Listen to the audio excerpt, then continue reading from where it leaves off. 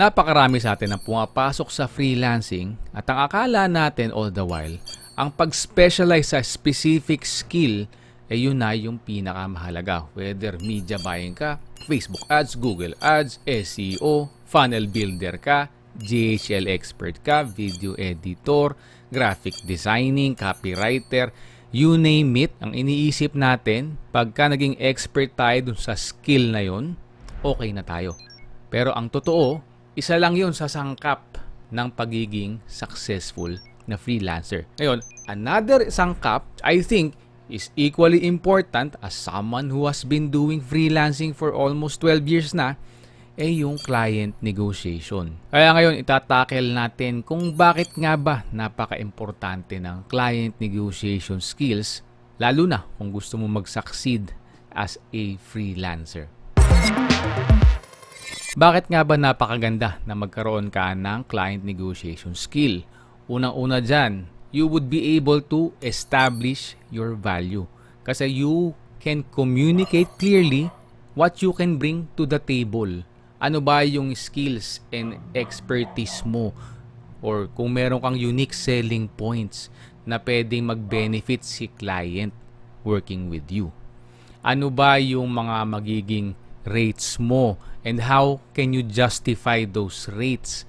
And kung gusto mo ng flexibility, bakit bibigyan ka ng flexibility ni client? Paano mo i-justify yan? So the ability to communicate that clearly, effectively, is part of client negotiation skill. Another benefit is that you would be able to set clear expectations. Ano yung magiging scope ng work? Ano yung magiging role and responsibilities mo sa work? Saan kayo mag-uusap ng client? Gusto mo ba ng WhatsApp, Telegram, email, Messenger, whatever? Ano yung magiging mga deliverables nyo? And kung anong oras ka pwedeng gambalain ni client, ano yung working hours mo basically.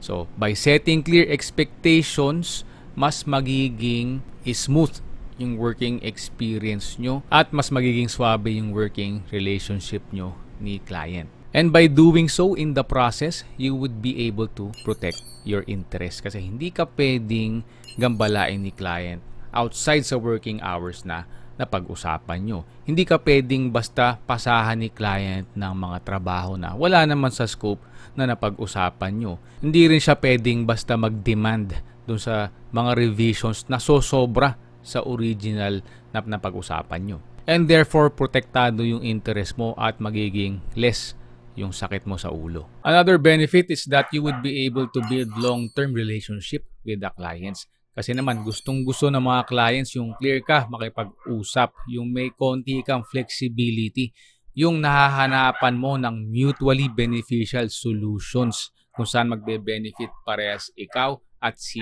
client. Sa madaling sabi, yung madali kang katrabaho at kausap. Another benefit is may iwasan mo yung mga common pitfalls tulad ng pagiging underpaid sa value na kaya mong ibigay sa client. Another thing is pagka si client ang daming pinapasa sa'yo na wala naman sa scope ng work na napag-usapan nyo.